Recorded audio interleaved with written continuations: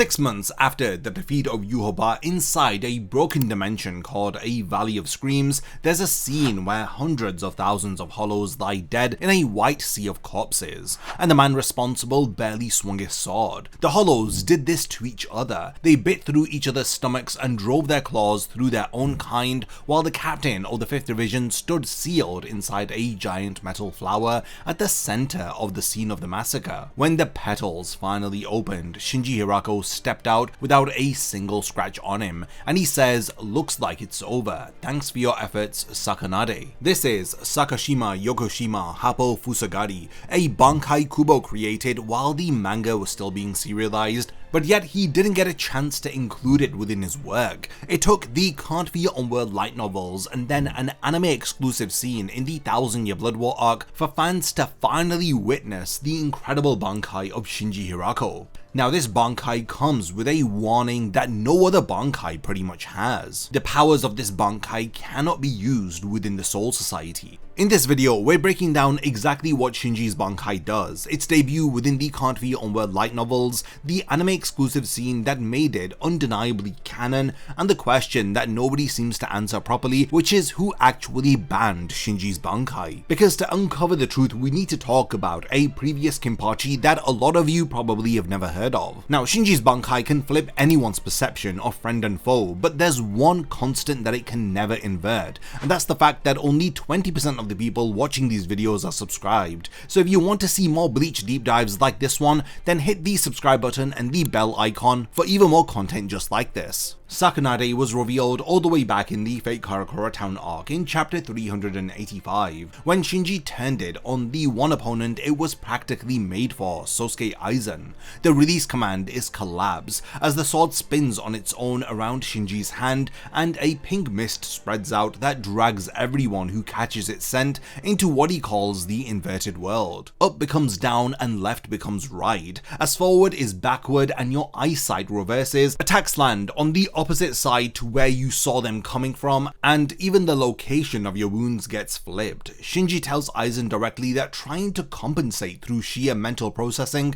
is impossible, and the crueler detail is that the stronger the opponent is, the harder they fall. A veteran's battle instincts are drilled so deep into their body that their own reflexes betray them, which means Sakanade is at its most vicious against elite opponents, and Kubo's quietly made this ability even scarier over the years. In chapter 555, we see that Shinji trained Sakanade to the point where he can invert the words that come out of his own mouth. On Kubo's official fan club Club Outside, in question 858, he was asked whether if Sakanade would work on someone with a blocked nose, or on a machine like BG9 that has no concept of smell at all. Kubo's answer changes how you interpret every Sakanade fight. We learn that it works on both, because the smell was never what triggers it. By the time you notice the scent, you're already under its influence, and that one answer kills the most common counter that fans have assumed existed for years. The light novels then add one more layer, revealing that Sakanade can invert hearing as well. Its Shikai does have some weaknesses, as Aizen countered it by comprehending the nature of the reversal and relearning how to move,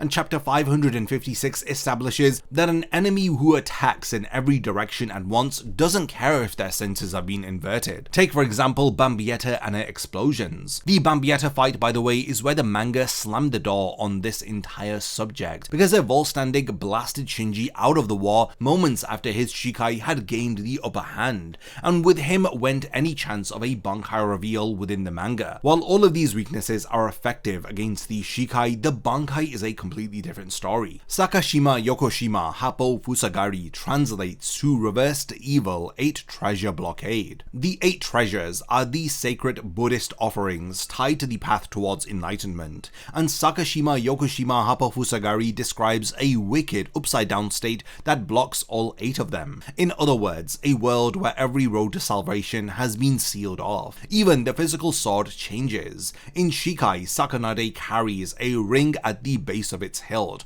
but in Bankai the tip of the blade becomes a second ring to match it, leaving the weapon mirrored from end to end. When Shinji Shinji activates the Bankai, a huge golden construct shaped like a dianthus flower blooms around him, and its petals close over him completely, shielding the one person the ability will not touch. From the top of that flower, the mist pours out across a massive radius. Here's the leap from the Shikai to the Bankai. Sakanade scrambles your senses, but the Bankai reaches underneath them and rewrites your recognition of who is on your side. Everyone caught in the mist perceives their allies as enemies, and their enemies as allies. The novel describes it as hypnosis that reaches beyond the sensory systems and confounds the mind itself. A whole army will turn inward and butcher itself, every soldier convinced they're cutting down the enemy, while Shinji waits inside of the flower patiently. Kanfi on World states that the Bankai comes at a great cost, because the mist makes no distinction whatsoever between friend and foe. Any Shinigami allies standing near Shinji would open fire on each other, and in a one-on-one fight the Bankai won't even activate, because there's no relationship between ally and enemy left to invert when only one opponent exists, and that produces the strongest utility split within the series. Most captains use Shikai for crowd control and save Bankai for the strongest single opponent in front of them. Ironically, Shinji's Shikai and Bankai are exact opposites, a Shikai built to dismantle elite opponents and a Bankai that only functions when he is alone against a group of opponents. Of course, the Shinigami, whose powers are themed around reversal, has the releases of his Zanpakuto the wrong way round. His Bankai first debuted within Ryogo Narita's Can't Fear Onward light novels, which are set roughly 6 months after the end of the 1000-year Blood War arc. With the Soul Society still rebuilding, this is when Tokinada Suneyashiro begins his scheme to create a new Soul King. The final confrontation takes place in the Valley of Screams, where Tokinada's artificial godchild Hikone wields Ikomikidomoe, an ancient hollow turned Zanpakuto. Ikomikidomoe floods the battlefield with spawned offshoots of itself. The novel describes the swarm as a wall over 100 meters tall. It's a white tsunami of tens of thousands of hollows that multiplied faster than anyone could cut them down. Lil Toto spots it surging behind the group. Someone blurts out that even Sakanade can't deal with that many, and Nanao is ready to send reinforcements. Shunsui just puts a hand on her shoulder and tells her everything is going exactly the way Hirako planned. What follows is peak Shinji as he deliberately freezes up and plays terrified so that the swarm identifies him as vulnerable prey. The moment that his allies pass beyond a specific distance, the fear evaporates and the novel says that his face broke into the smile of a swindler. He had been baiting the swarm of hollows as they tried everything against his Shikai first. They sealed their own eyes shut with lids of flesh to escape the visual hypnosis, and they switched to echolocation and spiritual sensing, but Shinji revealed that Sakanade inverts sound too, so they resorted to raw numbers multiplying faster than any hypnosis could keep up with. Shinji then responds in one of my most favorite moments from the light novel, as he half remembers something a stupidly gigantic guy once said, as he botches the quote, admits that he's probably getting it wrong, as he paraphrases what Gerard Valkyrie will say anyway: if I reverse this situation, I'd practically be a miracle. He then announces that his own miracle is about due, and he speaks the words that fans have waited a decade to hear, as he exclaims Bankai, Sakashima Yokoshima Happofusagari. The light novels don't show you the result of the Bankai immediately, as the story cuts elsewhere, but when volume 3 of the light novels return to Shinji, the fight is already over and the swarm of hollows have become a graveyard. Every last hollow is dead at the fangs of its own kind. Shinji's post-battle mood is what sells it. He's standing on the largest kill count of his career as he starts moaning about his own Zanpakuto. The thing was useless against the actual Quincy War, as he complains since the Vandenreich erupted inside the Serete and turned everything to chaos. If they'd only formed proper ranks outside the walls, he reckons he could have cleaned up most of the invasion by himself. It only really matters when he's isolated inside an enormous crowd of enemies, and he caps the rant with, "What a pain." Shinji also apologizes on his own Zanpakuto's behalf with the line, "Sorry, Sakanade is a liar." That the hypnosis doesn't work well on bugs was also a lie. Before this fight, the novels state that Kensei was the only person who knew the truth about Sakanade's power, and the moment its secret becomes relevant, we learn Shinji spent decades lying about his own weaknesses. There's also one exchange late within the novel that barely anyone talks about. Since Tokinada's Zanpakuto can copy other Zanpakuto abilities, Kensei asks Shinji whether if he could reverse Sakanade's effect if it got used against their own side. Shinji's answer, "You asked that like it's easy to do. Well, nobody will be laughing if he copied my Bankai, but I'll try something. Though I don't think that anyone other than me could master Sakanade. Even he doesn't back anyone else to handle his Zanpakuto safely." Then in 2023, Studio Pierrot did something that nobody saw coming. Within Core 2 of the 1000-Year Blood War arc anime, the episode titled The Fundamental Virulence, we saw an entirely anime original sequence where Shinji uses his Bankai during the war itself. The novels came out years earlier, but they sit 6 months after the 1000-Year Blood War arc, while the anime scene came out years later, but it happens in the middle of the 1000-Year Blood War arc, which makes it chronologically the earliest use of this Bankai that we've ever been shown. Urahara's Shadow Infiltration Pills have just restored the stolen Bankai across the Gotei 13, and Shinji stands alone amid dozens of dead Shinigami, surrounded by a squad of soldat drawing their holy bows. Every ally nearby is already dead, and technically the ground he's standing on isn't even the Serete anymore, it's the Vandenreich city overlapping it. So for the only time in the whole war, the one condition that keeps this Bankai locked away has vanished.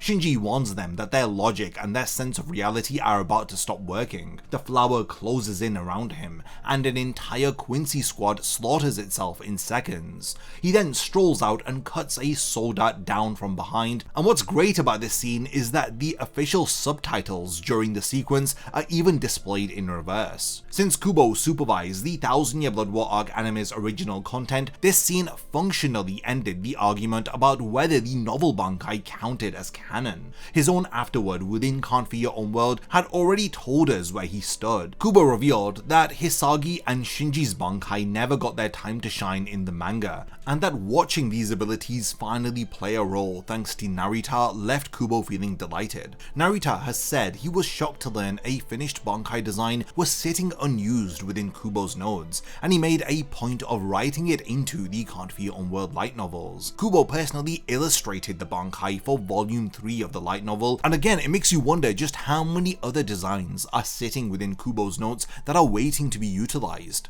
So who actually put the ban on Shinji's Bankai? Well, this is where I need to push back on the framing that most people run with. What we learn is that Shinji himself in the anime explains that his Bankai normally stays sealed, and we already know the reason why. Everyone around him gets dragged into it, and the whole premise of the Gotei 13 is that you're never fighting alone. There is no law with Shinji's name on it anywhere within the manga, the novels, or the anime. So it's not that it's banned, it's just that he can't use it.